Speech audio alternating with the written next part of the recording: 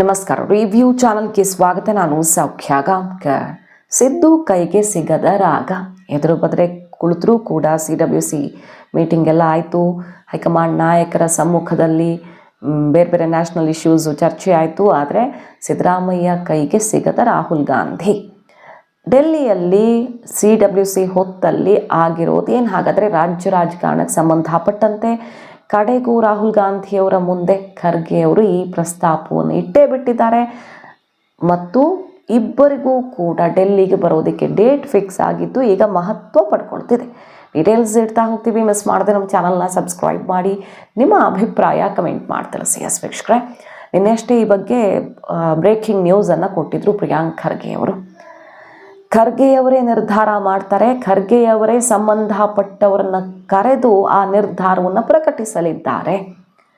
ಖಂಡಿತವಾಗಿಯೂ ಫಲ ಸಿಗುತ್ತೆ. ತಡ ಆಗಿದ್ರೂ ಕೂಡ ಕೆಲಸಗಾರರಿಗೆ ಫಲ ಸಿಗುತ್ತೆ ಅಂತ ಹೇಳಿದರು. ಕಸ ಗುಡಿಸಿ ಬ್ಯಾನರ್ ಕಟ್ಟಿದ್ದೀನಿ ಅಂತ ಹೇಳಿದ DK ಸ್ಟೇಟ್ಮೆಂಟಲ್ಲಿ ತಪ್ಪೇನು ಅಂತ ಹೇಳಿದರು. ಆ ಮೂಲಕ ಖರ್ಗೆಯವರ ಮೊನ್ನೆಯ ಸ್ಟೇಟ್ಮೆಂಟು ಯಾವ ನಾಯಕ ಬಂದರೂ ಕಾಂಗ್ರೆಸ್ಸು ಕಾರ್ಯಕರ್ತರು ಅಕ್ಸೆಪ್ಟ್ ಮಾಡ್ಕೊಳ್ತಾರೆ ಅನ್ನೋ ಸ್ಟೇಟ್ಮೆಂಟು. ನಿನ್ನೆ ಪ್ರಿಯಾಂಕ್ ಖರ್ಗೆ ಅವರು ಕೊಟ್ಟಂಥ ಅಚ್ಚರಿಯ ಹೇಳಿಕೆ, ಹೈಕಮಾಂಡ್ ತೀರ್ಮಾನ, ಆ ನಿರ್ಧಾರ ಎಲ್ಲರೂ ಕೂಡ ಒಪ್ಪಿಕೊಳ್ಳುವಂಥದ್ದಾಗಿದೆ. ಅಂದರೆ ಎಲ್ಲರೂ ಕೂಡ ಒಪ್ಕೊಳ್ತೀವಿ ಅಂತ ಹೇಳಿದ್ದಾಗಿದೆ. ನಿರ್ಧಾರವನ್ನು ಖರ್ಗೆಯವರೇ, ಕರ್ನಾಟಕಕ್ಕೆ ಸಂಬಂಧಪಟ್ಟಂತೆ ಖರ್ಗೆಯವರೇ ಸಂಬಂಧಪಟ್ಟವ್ರನ್ನ ಕರೆದು ಹೇಳ್ತಾರೆ ಅಂತ ಹೇಳೋ ಮೂಲಕ ದೊಡ್ಡ ಡೆವಲಪ್ಮೆಂಟ್ನ ಟ್ರೇಲರನ್ನು ಓಪನ್ ಆಗಿ ಬಿಟ್ಟಿದ್ರು ಪ್ರಿಯಾಂಕ್ ಖರ್ಗೆ ಅವರು. ಸದ್ಯದಲ್ಲೇ ಆಗುತ್ತೆ ಅಂತ. ಇದರ ಬೆನ್ನಲ್ಲೇ CWCಗೂ ಮುನ್ನ, ಮೀಟಿಂಗೂ ಮುನ್ನ ಖರ್ಗೆ ಅವರು ರಾಜ್ಯದ CM ಕುರ್ಚಿ, ಪವರ್ ಶೇರಿಂಗ್ ವಿಚಾರದಲ್ಲಿ ಪ್ರಸ್ತಾಪವನ್ನು ಮಾಡಿದ್ದಾರೆ. ಡೆಲ್ಲಿಗೆ ಹೋಗೋ ಮುನ್ನ ಖರ್ಗೆ DK ಶಿವಕುಮಾರ್ ಅವ್ರನ್ನ ಭೇಟಿಯಾಗಿ ಹೋಗಿದ್ರು. ಸೂತ್ರದ ಬಗ್ಗೆ, ಗೊಂದಲ ಬಗೆಹರಿಸೋ ಬಗ್ಗೆ ಒತ್ತಡ ಸಿಕ್ಕಾಪಟ್ಟೆ ಇದೆ. ಈಗಾಗಲೇ ಕ್ರಮ ಕೈಗೊಳ್ಳಬೇಕು ಅನ್ನುವಂಥ ಒತ್ತಡ ಕೇಳಿಬರ್ತಿದೆ. ಮತ್ತು ಇದು ಹೀಗೆ ಮುಂದುವರಿಯೋಕ್ಕಾಗಲ್ಲ ಅನ್ನುವಂಥ ಅಸಮಾಧಾನ, ಆಕ್ರೋಶ, ಶಾಸಕರ ಗೊಂದಲ ಎಲ್ಲ ಎದ್ದಿದೆ. ಇದನ್ನು ರಾಹುಲ್ ಗಾಂಧಿಯವರ ಎದುರು ಇಟ್ಟಿದ್ದಾರೆ. ಅದಕ್ಕೂ ಮುಂಚೆ ಸೋನಿಯಾ ಗಾಂಧಿಯವರ ಜೊತೆ ಮಾತಾಡಿ ಇನ್ನೂ ಕಾಯಿಸೋದು ಮತ್ತು ಇನ್ನೂ ಇದನ್ನು ಮುಂದೂಡೋದು ಸಾಧ್ಯವಿಲ್ಲ, ಕರ್ನಾಟಕದಲ್ಲಿ ಪರಿಸ್ಥಿತಿ ಕೈ ಮೀರ್ತಿದೆ ಅನ್ನೋದನ್ನು ಮನವರಿಕೆ ಮಾಡಿಕೊಟ್ಟು ಆಮೇಲೆ ರಾಹುಲ್ ಗಾಂಧಿಯವರೊಂದಿಗೂ ಕೂಡ ಪ್ರಸ್ತಾಪ ಮಾಡಿದ್ದಾರೆ. ಆದರೆ CWC ಮೀಟಿಂಗಲ್ಲಿ ಈ ಓಪನ್ ಚರ್ಚೆ ಬಂದಿಲ್ಲ. ರಾಹುಲ್ ಗಾಂಧಿಯವರು ಸಿದ್ದರಾಮಯ್ಯನವ್ರ ಜೊತೆ ಭೋಜನ ಸಮಯದಲ್ಲಿ ಚೆನ್ನಾಗಿದ್ದಾರೆ ಸಿದ್ದರಾಮಯ್ಯನವರೇ ಅನ್ನೋದು ಬಿಟ್ಟರೆ, ಸಂಪುಟ ಸರ್ಜರಿಯ ಬಗ್ಗೆ ಏನು ಮಾತಾಡಬೇಕು ಅಂತ ಹೋಗಿದ್ರು ಅದಕ್ಕೆ ಅವಕಾಶವನ್ನು ಕೊಟ್ಟಿಲ್ಲ. ರಾಹುಲ್ ಗಾಂಧಿ ಮತ್ತು ಸಿದ್ದರಾಮಯ್ಯನವ್ರ ನಡುವೆ ರಾಜ್ಯಕ್ಕೆ ಸಂಬಂಧಪಟ್ಟ ಯಾವುದೇ ಟಾಕ್ ಆಗಿಲ್ಲ. ಆದರೆ ಈಗ ವೇಣುಗೋಪಾಲ್ ಅವರಿಂದ ಸಂದೇಶ ಬಂದಿದೆ. DK ಶಿವಕುಮಾರ್, ಸಿದ್ದರಾಮಯ್ಯ ಇಬ್ಬರಿಗೂ ಕೂಡ ಜನವರಿ 7ರ ಬಳಿಕ, ಬಹುತೇಕ ಜನವರಿ 8, 9ಕ್ಕೆ ಇಬ್ಬರೂ ಕೂಡ ಡೆಲ್ಲಿಗೆ ಹೋಗಬೇಕಾಗತ್ತೆ.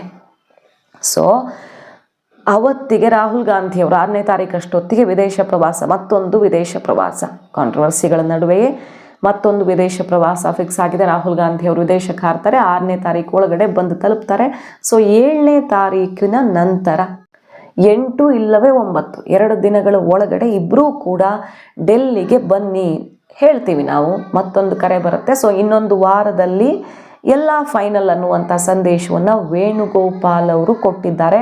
ಸಿದ್ದರಾಮಯ್ಯನವ್ರಿಗೂ ಅದನ್ನೇ ಹೇಳಿದ್ದು. ಕರ್ನಾಟಕದಲ್ಲಿ DK ಶಿವಕುಮಾರ್ ಅವ್ರಿಗೂ ಕೂಡ ಆ ಅಂತಿಮ ಸಂದೇಶ ಬಂದು ತಲುಪಿದೆ. ಸೊ ಈ ನಾಯಕತ್ವದ ಗೊಂದಲಕ್ಕೆ ತೆರೆ ಎಳೆಯುವಂಥ ಸ್ಪಷ್ಟ ಮುನ್ಸೂಚನೆಯನ್ನು ಕಡೆಗೂ ಹೈಕಮಾಂಡ್ ಕೊಟ್ಟಿದೆ. CWC ಬೆನ್ನಲ್ಲೇ ರಾಹುಲ್ ಗಾಂಧಿ ನಾಯಕತ್ವದ ವಿಚಾರ, ರಾಹುಲ್ ಗಾಂಧಿ ಅವ್ರ ಕೈಗೆ ಸಿಗಲ್ಲ. ದಿಗ್ವಿಜಯ್ ಸಿಂಗ್ ಅವರು RSS BJPಯನ್ನು ಬಣ್ಣಿಸಿದ್ದು, ಇಲ್ಲಿ ಸಾಮಾನ್ಯ ಕಾರ್ಯಕರ್ತರು ಕೂಡ ಈ ಹಂತಕ್ಕೆ ಏರಬಲ್ಲರು ಅಂತ ಫೋಟೋ ಪೋಸ್ಟ್ ಮಾಡಿದ್ದು, ಇದೆಲ್ಲ ಜೋರು ಸದ್ದಾಯ್ತಲ್ವ. ಸೊ ರಾಹುಲ್ ಗಾಂಧಿಯವರ ವಿರುದ್ಧ ಆಕ್ರೋಶ, ಪ್ರಿಯಾಂಕಾ ವಾದ್ರಾ ಪರ ಧ್ವನಿ ಎದ್ದಿದೆ. ನಿರ್ಣಾಯಕ ಹಂತದಲ್ಲಿ ಕರ್ನಾಟಕ ಕಾಂಗ್ರೆಸ್ ಇದೆ. ಈಗ ಕರ್ನಾಟಕ ಕಾಂಗ್ರೆಸ್ ವೆರಿ ಇಂಪಾರ್ಟೆಂಟ್ ಇಡೀ ದೇಶದಲ್ಲಿ. ಕಾಂಗ್ರೆಸ್ಗೆ ಒಂದು ಸಂಪನ್ಮೂಲದ ವಿಚಾರದಲ್ಲಿರಬಹುದು, ಯಾವುದೇ ಪಕ್ಷಕ್ಕೆ ಅದು ಫ್ಯಾಕ್ಟು, ಮತ್ತು ಸಂಘಟನೆ ವಿಚಾರದಲ್ಲಿರಬಹುದು. ಕರ್ನಾಟಕ ಕಾಂಗ್ರೆಸ್ ಸರ್ಕಾರವನ್ನು ಉಳಿಸುವ ಮತ್ತು ಗಟ್ಟಿಯಾಗಿ ಮುಂದುವರಿಸ್ಕೊಂಡು ಹೋಗುವಂಥ ಅನಿವಾರ್ಯತೆಯಲ್ಲಿ ಇರುವಾಗ ರಾಹುಲ್ ಗಾಂಧಿಯವರು ಸೂಕ್ತ ತೀರ್ಮಾನ ತಗೊಳ್ಳೇಬೇಕಾಗತ್ತೆ. ಮುಖ್ಯಮಂತ್ರಿ ಬದಲಾವಣೆಗೆ ಸಂಬಂಧಪಟ್ಟಂತೆ 2.5 ತಿಂಗಳಿಂದ ನಡೀತಾ ಇದ್ದಂಥ ಈ ಜಟಾಪಟಿಗೆ ಸಂಬಂಧಪಟ್ಟಂತೆ ಕೊನೆಗೂ ಇದಕ್ಕೊಂದು ತೆರೆ ಎಳೆಯುವ ನಿರ್ಧಾರವನ್ನು ರಾಹುಲ್ ಗಾಂಧಿಯವರು ಮಾಡಿದ್ದಾರೆ, ಡೇಟನ್ನು ಫಿಕ್ಸ್ ಮಾಡುವ ಮೂಲಕ. ಇಬ್ಬರನ್ನು ದೆಹಲಿಗೆ ಕರೆಸ್ಕೊಂಡು ಸಮಸ್ಯೆಯನ್ನು ಇತ್ಯರ್ಥ ಮಾಡ್ತೀವಿ ಅನ್ನೋ ಸಂದೇಶ ಕೊಟ್ಟಿದ್ದು ರಾಹುಲ್ ಗಾಂಧಿಯವರು. ಅದನ್ನು ವೇಣುಗೋಪಾಲ್ ಅವರು ರಾಜ್ಯ ನಾಯಕರಿಗೆ ರವಾನಿಸಿದ್ದಾರೆ. ಸೊ ಈಗಿರೋ ರಿಪೋರ್ಟ್ ಏನು? ಖರ್ಗೆ ಅವರು ಕರ್ನಾಟಕದಲ್ಲಿ ಮುಖ್ಯಮಂತ್ರಿ ಬದಲಾವಣೆಯ ಪರವಾಗಿದ್ದಾರೆ ಅನ್ನೋದೇ ಮೂಲಗಳ ಮಾಹಿತಿ. ಅದು ಪ್ರಿಯಾಂಕ್ ಖರ್ಗೆ ಅವರ ಮಾತಲ್ಲೂ ಸ್ಪಷ್ಟವಾಗಿ ಕಾಣಿಸ್ತಾ ಇದೆ. ಮತ್ತು ಆ ಕಡೆ ಪ್ರಿಯಾಂಕಾ ವಾದ್ರಾ, ಸೋನಿಯಾ ಗಾಂಧಿ ಕೂಡ ಡಿ ಕೆ ಶಿವಕುಮಾರ್ ಅವ್ರಿಗೆ ಅವಕಾಶ ಕೊಡೋ ನಿಟ್ಟಿನಲ್ಲಿ ಸ್ಪಷ್ಟ ನಿರ್ಧಾರವನ್ನು ಮಾಡಿದ್ದಾರೆ. ಸೋನಿಯಾ ಗಾಂಧಿ ಅವರು ರಾಹುಲ್ ಗಾಂಧಿ ಅವರಿಗೆ ಈ ಸಲಹೆಯನ್ನು ಕೊಟ್ಟಿದ್ದಾಗಿದೆ. ಖರ್ಗೆ ಅವರಿಗೆ ಬಿಟ್ಟು ಬಿಡೋಣ, ಇಲ್ಲಿ ಏಕಪಕ್ಷೀಯವಾಗಿಯೋ ಅಥವಾ ಯಾವುದೋ ಒಂದು ಎಮೋಷನ್ ಮೇಲೋ ತೀರ್ಮಾನ ತಗೊಳ್ಳುವಂಥ ಹಂತದಲ್ಲಿಲ್ಲ. ಚುನಾವಣೆಗೆ ನಾವು ತಯಾರಿ ಮಾಡಿಕೊಳ್ಬೇಕಾಗಿದೆ ಮತ್ತು ಪಕ್ಷದ ಭವಿಷ್ಯವನ್ನು ಆಲೋಚನೆ ಮಾಡಬೇಕಾಗಿದೆ. ಕಾರ್ಯಕರ್ತರ ಪಕ್ಷ ನಮ್ಮದು ಅನ್ನುವಂಥ ಸಂದೇಶವನ್ನು ಸೋನಿಯಾ ಗಾಂಧಿ ಅವರು ರಾಹುಲ್ ಗಾಂಧಿ ಅವ್ರಿಗೆ ಕೊಟ್ಟ ಮೇಲೆ ಅವರು ಕರ್ನಾಟಕದ ಬಗ್ಗೆ ತೀರ್ಮಾನವನ್ನೂ ತಗೊಳ್ಳದೆ ಯಾವುದೇ ಬಗೆಯಲ್ಲಿ ಹೆಚ್ಚಿನ ಅಭಿಪ್ರಾಯ ವ್ಯಕ್ತಪಡಿಸದೆ ಸುಮ್ಮನಾಗ್ಬಿಟ್ಟಿದ್ದಾರೆ. ಆದರೆ ಈಗ ಅನಿವಾರ್ಯತೆ ಆಗಿರೋದ್ರಿಂದಾಗಿ ಡೇಟನ್ನು ರಾಹುಲ್ ಗಾಂಧಿಯವರೇ ಸ್ಪಷ್ಟಪಡಿಸಿದ್ದು ಕರ್ನಾಟಕ ಕುರ್ಚಿ ಕ್ಲೈಮ್ಯಾಕ್ಸ್ ಹತ್ತಿರವಾಗಿದೆ. ಹಾಗಾಗಿ ಸೋನಿಯಾ ಗಾಂಧಿಯವರು ಡಿ ಕೆ ಶಿವಕುಮಾರ್ ಅವರನ್ನು ಸಿ ಎಂ ಕುರ್ಚಿ ಮೇಲೆ ಕೂರಿಸುವಲ್ಲಿ ಯಶಸ್ವಿಯಾಗ್ತಾರಾ? ಸಿದ್ದರಾಮಯ್ಯನವರ ಅಂತಿಮ ಪ್ರಯತ್ನ ಈಗಲೂ ನಡೀತಿದೆ. ಸಂಪುಟ ಸರ್ಜರಿ ಮಾಡಿಸ್ಬಿಡೋಣ ಹೈಕಮಾಂಡ್ ಅವಕಾಶ ಕೊಟ್ಟಾಗ ಅಂತ. ಮತ್ತು ಅದಾಗಲ್ಲ ಅಂದರೆ ಪರಮೇಶ್ವರ್ ಅವರ ಹೆಸರನ್ನು ಹೈಕಮಾಂಡ್ ಮುಂದೆ ಇಡುವಂಥ ಪ್ಲ್ಯಾನ್ ಬಿ ಕೂಡ ಜೋರಾಗಿದೆ. ಈಗ ಮೀಟಿಂಗ್ಗಳೆಲ್ಲ ಆಗಿ ನಿರ್ಧಾರ ಆಗಿ ದಲಿತ ಸಿ ಎಂ ಕೂಗೆ ಎಬ್ಬಿಸಬೇಕು ಅನ್ನೋ ಕಾರಣಕ್ಕೆ ಡೆಲ್ಲಿಯಲ್ಲೂ ನಿನ್ನೆ ಪರಮೇಶ್ವರ್ ಅವರ ಹೆಸರು ನೆಕ್ಸ್ಟ್ ಸಿ ಎಂ ಪರಮೇಶ್ವರ್ ಅಂತ ಘೋಷಣೆಗಳು ಮೊಳಗಿದ್ವು. ದಲಿತ ಸಿ ಎಂ ಪ್ರಸ್ತಾಪ ಇಟ್ಟಾಗ ರಿಜೆಕ್ಟ್ ಮಾಡ್ತು ಹೈಕಮಾಂಡ್ ಅನ್ನೋ ಕೆಟ್ಟ ಹೆಸರು ಬರಬಾರ್ದಲ್ಲ ಅನ್ನೋ ವಿಚಾರ ಇಡಬಹುದು ಅನ್ನೋ ಕಾರಣಕ್ಕೆ ಈ ರೀತಿ ಒಂದು ದಾಳ ಉರುಳಿಸ್ತಾ ಇದೆ ಸಿದ್ದು ಪಡೆ. ಪರಮೇಶ್ವರ್ ಇರಲಿ, ಡಿ ಕೆ ಬೇಡ, ಚೇಂಜ್ ಆಗೋದೇ ಆದರೆ ಅಂತ. ಆದರೆ ಹೈಕಮಾಂಡ್ 2 ಬಿಟ್ಟು 3ನೇ ಆಯ್ಕೆಗೆ ಹೋಗುವ ಸಾಧ್ಯತೆಗಳಂತೂ ತೀರಾ ಕಡಿಮೆ. ಹೋಗ್ಬೇಕಾಗ್ತದೆ, ಪಾರ್ಟಿ ಕರೆದ್ರೆ ಹೋಗದೆ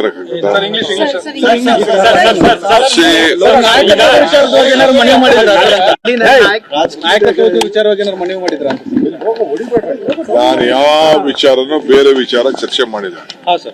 ನಾನು ಮಾಡೋಂತ ಅವಶ್ಯಕತೆ ಇಲ್ಲ, ಮಾಡುದು ಇಲ್ಲ. ಈಗ ಯಾವ್ದು ಸದ್ಯಕ್ಕೆ ಇಲ್ಲ. ನಾನು ಸಿದ್ದರಾಮಯ್ಯನವ್ರು ಈಗಾಗಲೇ ಹೇಳಿದ್ದೇವೆ. ಹೈಕಮಾಂಡ್ ಏನ್ ಹೇಳ್ತಾರೆ ಅದನ್ನ ನಾವು ಕೇಳ್ಕೊಂಡು ಕೆಲಸ ಮಾಡ್ಕೊಂಡು ಹೋಗ್ತೀವಿ ಅಂತ ಹೇಳ್ತೀವಿ. ಅವ್ರು ಏನ್ ಹೇಳ್ತಾರೋ ಹಂಗೆ